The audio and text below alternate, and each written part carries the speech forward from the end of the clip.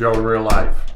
Okay, we're delaying another day, but hear me out. Look, I know it's frustrating, but anyway, here's the story. My little girl was kind of having a rough one. Sorry about the echo. I'm in a stairwell. It's going to get worse in the garage. And I had her for the weekend, but I was working. I'm in Savannah, Georgia. Those of you who don't know, St. Patty's Day is a big deal here. It starts early, a week before and a week after. So I was working a lot. I needed to work. I made a ton of money. It's my new job that I've been talking about. It's got me super stressed out. Not important. Anyway, this morning I get up and my little girl's just kind of sullen, kind of forlorn, kind of moping around. And I'm not going to go into why, because, well, it's not important. And also, she's a person with her own dignity. And also, she's better at computers and social media than me. So I'm not going to, at the rare chance that she watches her daddy's lifting journal, I don't want to embarrass her in any way. Not that it's even embarrassing, because it isn't. But suffice. She needed some father-daughter time. So we went out to this lake, motored around. I bought her a new scooter, this cool little pink Razor scooter. And we just spent some time together and talked out hard feelings and talked out, tough situations and whatnot. And it felt good, man. It felt really good. I had a lot I planned to get done today, including actually relaunching my workout, but everything got delayed a day. And that's fine, because that's real life, right? Like, none of us are professional athletes. We don't get to just turn the world off to do this. We don't eat, sleep, train, as the pump-covered jerseys say, We're people. And if I'm totally honest, everything in my life is a priority over this. Everything. Nothing isn't. Nothing. I still make time for this every day, but sometimes life's a bully. And I say bully, but not in a negative sense, because I was very happy to be employed at my job as daddy today, And it's midnight now. I hate lifting this late. I did some yoga. I did some crawling and some mobility. This is the extent of my squatting. I think it was 10 total minutes. This film isn't doctored. It's not touched up at all. It's all I did. Tomorrow I'm going to have a real squat workout. Today I had to do my actual job. I had to spend time with my daughter. And my daughter, she doesn't get to be with me that much. Like every other week for a few days. 3 or 4 days at most. And I need to really devote to her when she's here. I've talked about this on this channel before, but when she's at the house, we go hard. And I didn't get to this weekend. Not to say that my never sufficiently praised girlfriend did not do a good job as substitute mommy, because she absolutely did and always does. But daddy's daddy. And mommy's mommy, right? And like, I don't know. I don't even know where I'm going with this right now, except maybe you're not a dad. Maybe you're a young man watching this and you're not a dad yet.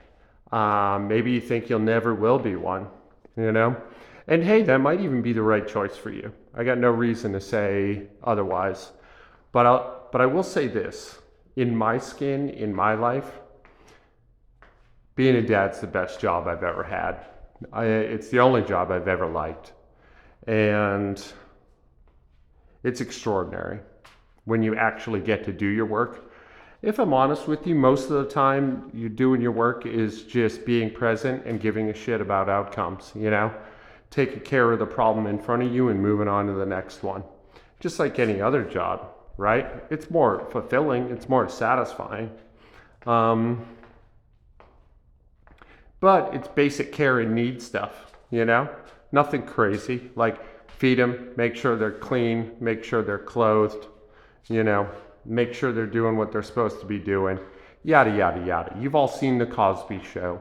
You get the basic template of parenting, right? But occasionally, you get to do real work, you know, about something real.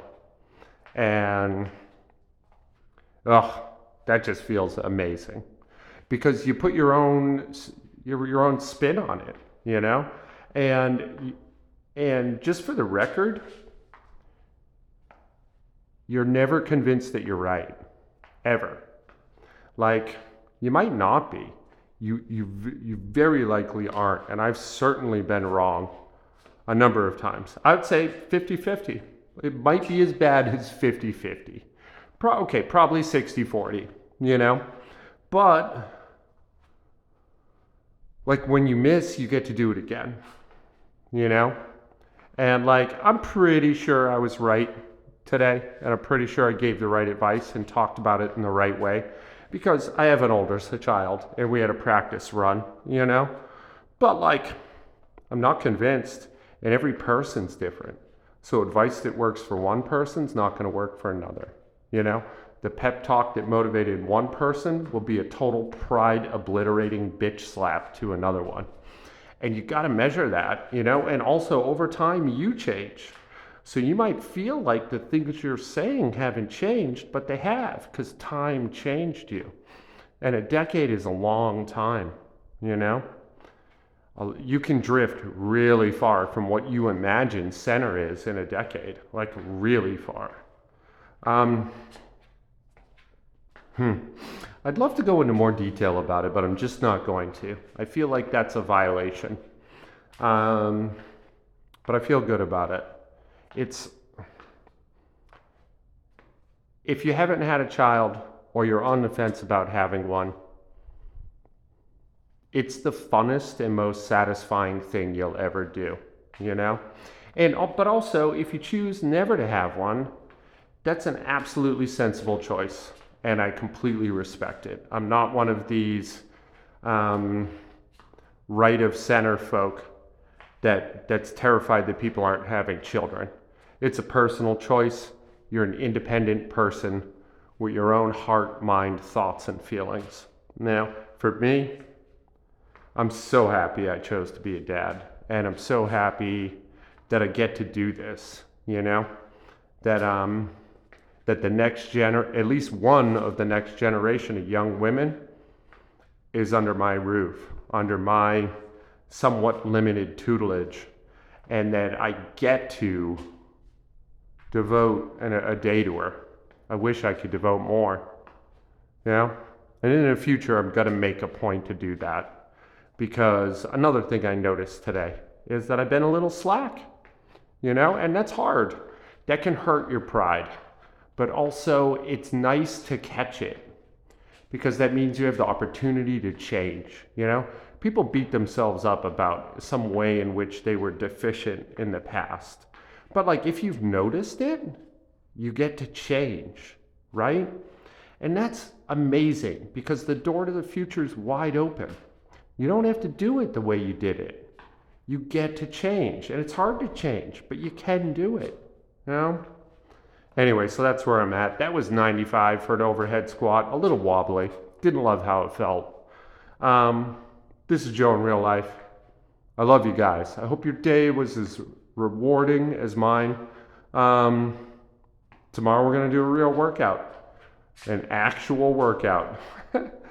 Early, maybe first thing. I don't know. We'll see. I'll talk to you then. All right. Pleasant dreams.